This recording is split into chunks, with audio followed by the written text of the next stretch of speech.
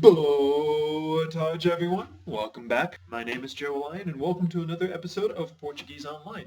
Now, the reason I haven't been doing anything on YouTube lately is because of finals.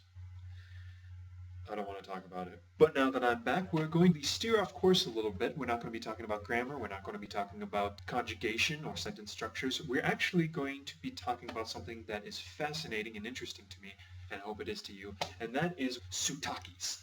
Sotaques is a Portuguese word for accents or dialect. Many people believe that all throughout Brazil and even in Europe and Portugal, Portuguese is just Portuguese. All the people speak Portuguese all the same. And that is actually very far from the truth. Portuguese is a vibrant language, has a lot of variety in it, many accents within it. Now, Portuguese actually varies much more than English even does. And English, by all means, varies from region to region. I mean, you have the south of the United States, you have the north of the United States. Unfortunately, we have the Minnesota accent, which has taken 5 years for me to get rid of. You have England, you have different parts of the world that speaks English. And it's the same thing with Portuguese. I mean, there's northern Brazil, there is the Amazons, there's southern Brazil, there's Portugal, there's other places throughout the world that speaks Portuguese. All of them speak Portuguese differently. Now, my goal today is not to teach you these different types of Portuguese. I mean, that's just ridiculous, insane, and very unnecessary. But what I want to do today is to help you recognize where people are from when you hear them speak Portuguese.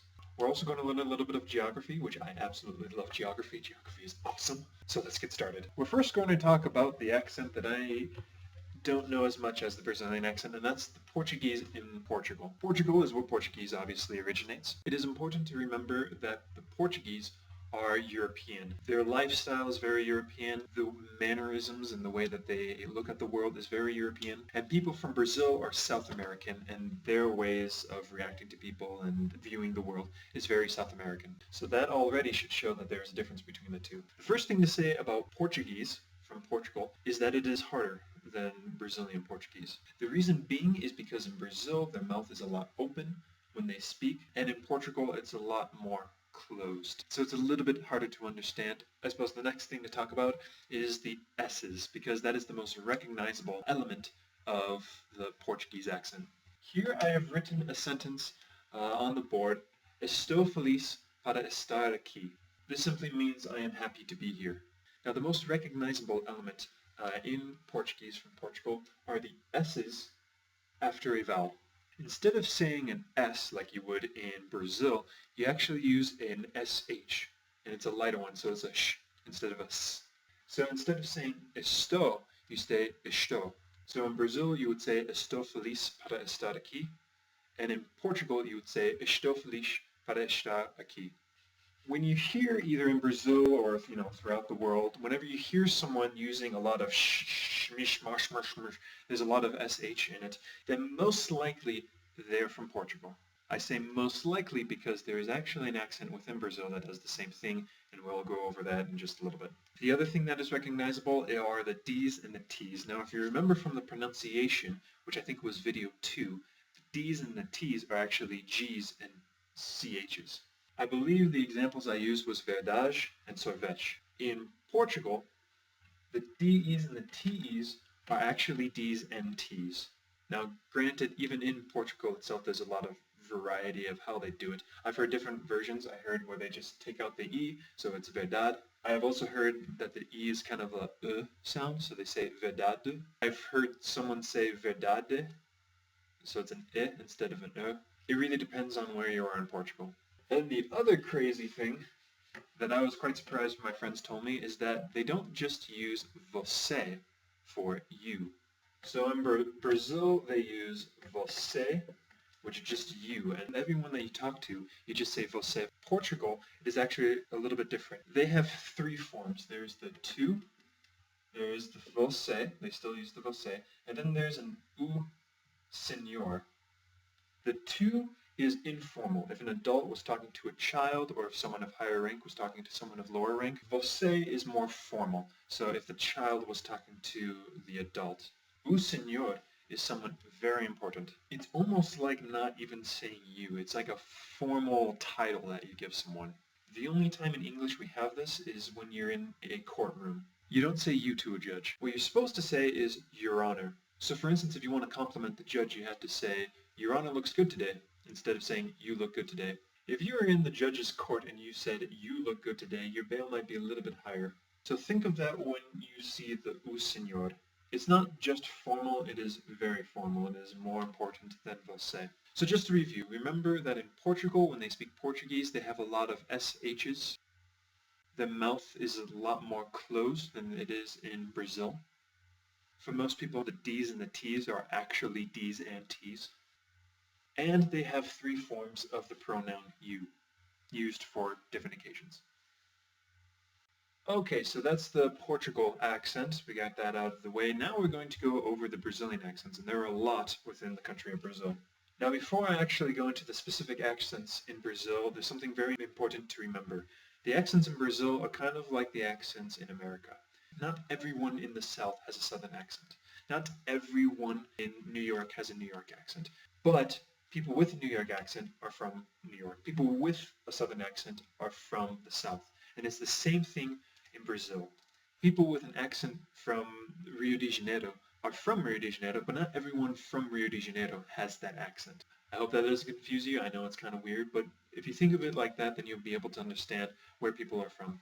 So the first accent that we're going to go over is the São Paulo accent. São Paulo is one of the largest cities in the world, and definitely the largest city in Brazil and South America. A huge percentage of the population of Brazil lives in São Paulo. And the reason we are starting out with the São Paulo accent is because it is the same as the Californian accent in America, meaning that the stereotypical accent for an American is the Californian accent, and the stereotypical accent for Brazilian is the São Paulo accent. This is very important. As an English speaker learning Portuguese, go with the São Paulo accent.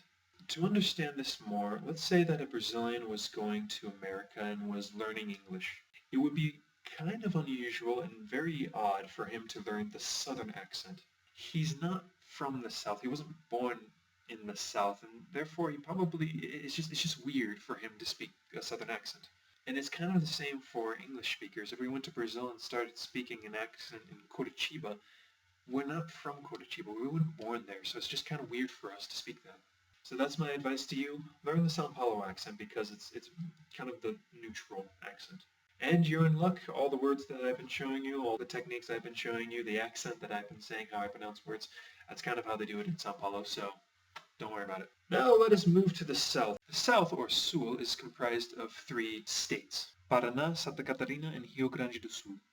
Now, Brazilians are known as a very open people. They really like to talk to people. They're intrigued by strangers. In the South, it is a little bit less so. They're a little bit more closed. Many people in the South are descendants of the Germans and the Italians, and so they're actually more pale. Many of them are Caucasian. They're white. The thing that really just blew my mind is people thought that I was Brazilian because they just assumed that I was from the South.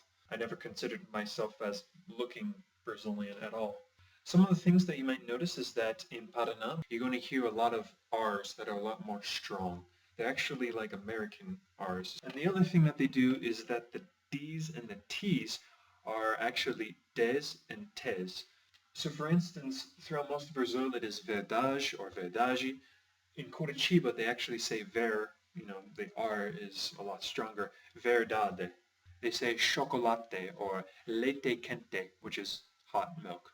It's actually pretty good stuff. The people who live in Rio Grande do Sul are called gaúchos. Gaúchos, at times, they use the T's and the D's instead of the G's and the CH's. But it's kind of weird because they also use tu instead of você at times. And yet they still use the conjugation for você. So instead of você está aqui, for you are here, they say tu está aqui. It's a little weird, but if you hear someone saying that and they are Caucasian looking, most likely they're from the South. Now moving up the coast, you have Rio, which is not pronounced Rio. It is actually Rio de Janeiro. People from Rio de Janeiro are called carioca.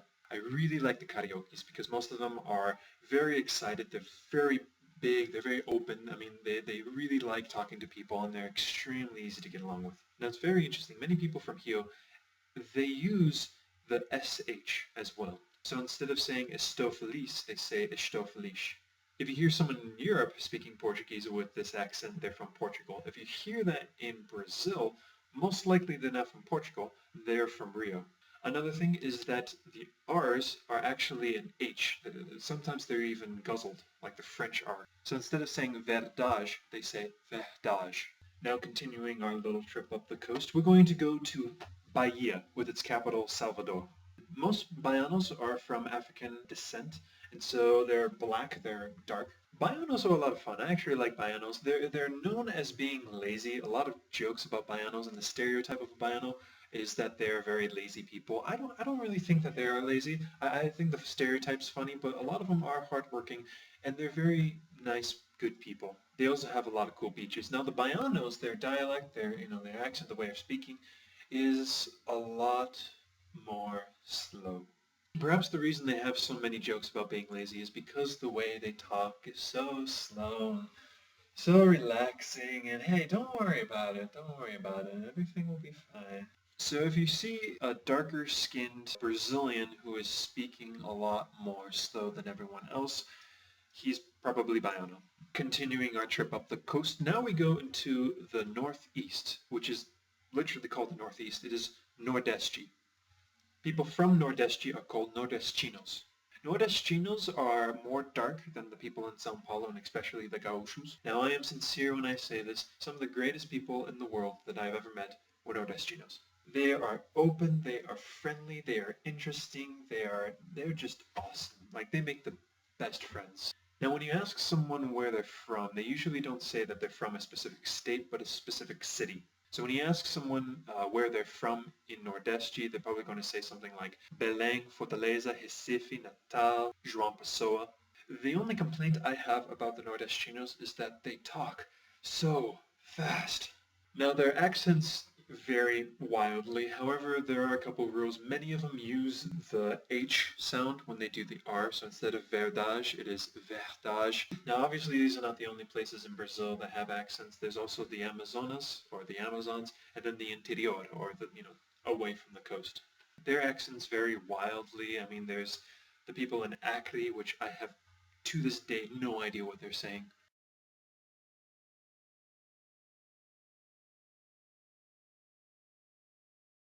Well, I hope you enjoyed that episode. It was a little bit unusual from, the other videos that I've done. Enjoy your vocab list. I actually think it is just as important as the other vocab lists, if not more important, because they use this all the time in Brazil. Good luck with your memorization and all the other study endeavors. My name is Joe Lyon. I hope to see you next time, and thank you for watching. Ciao.